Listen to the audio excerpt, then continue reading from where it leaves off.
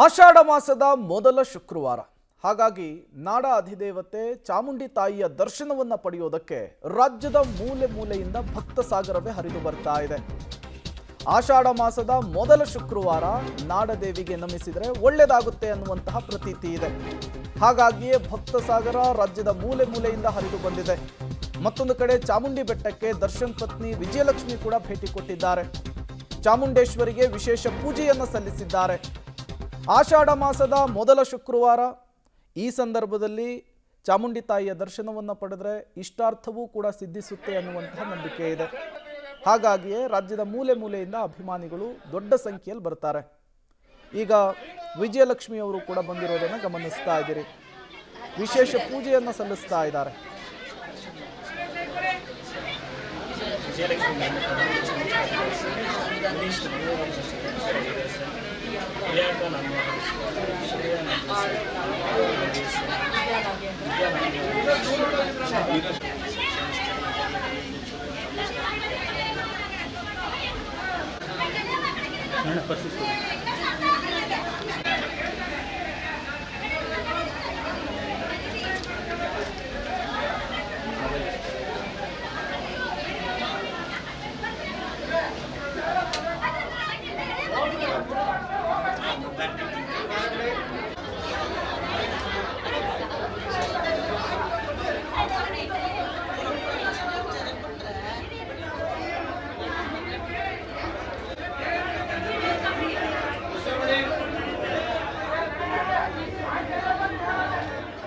ಇವತ್ತು ಆಷಾಢ ಮಾಸದ ಮೊದಲ ಶುಕ್ರವಾರ.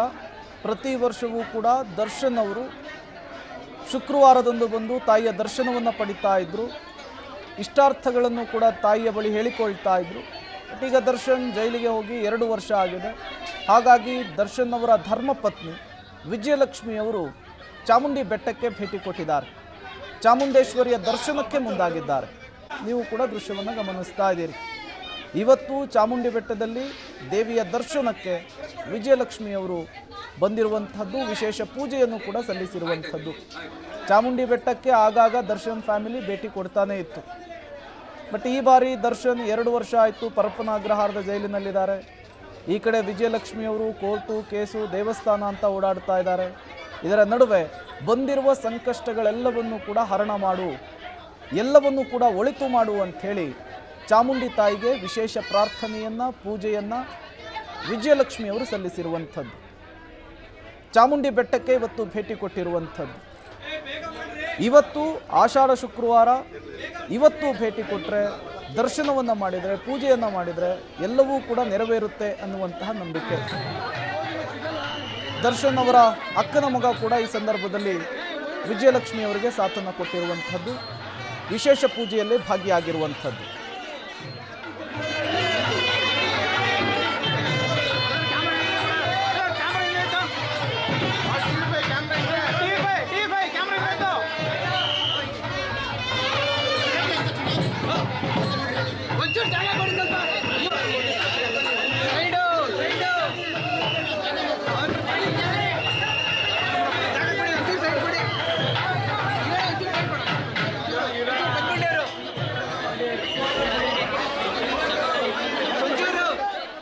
ಈ ದಿನ ಇದೆಯಲ್ಲ, ಜಗನ್ಮಾತೆಯಾದ ಚಾಮುಂಡೇಶ್ವರಿ, ದುರ್ಗೆ ಮತ್ತು ಲಕ್ಷ್ಮೀ ದೇವಿಯನ್ನು ವಿಶೇಷವಾಗಿ ಪ್ರಾರ್ಥನೆ ಮಾಡೋದಕ್ಕೆ ಒಳ್ಳೆಯ ದಿನ.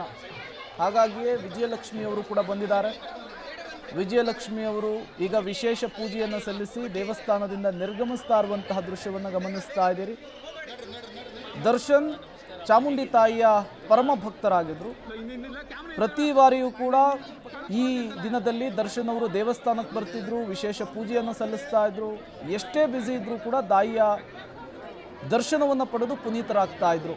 ಬಟ್ ಕಳೆದ 2 ವರ್ಷಗಳಿಂದ ಜೈಲಿನಲ್ಲಿರೋದ್ರಿಂದ ವಿಜಯಲಕ್ಷ್ಮಿಯವರು ಬಂದು ತಾಯಿಯ ದರ್ಶನವನ್ನು ಪಡೆದಿದ್ದಾರೆ, ವಿಶೇಷ ಪೂಜೆಯನ್ನು ಸಲ್ಲಿಸಿದ್ದಾರೆ.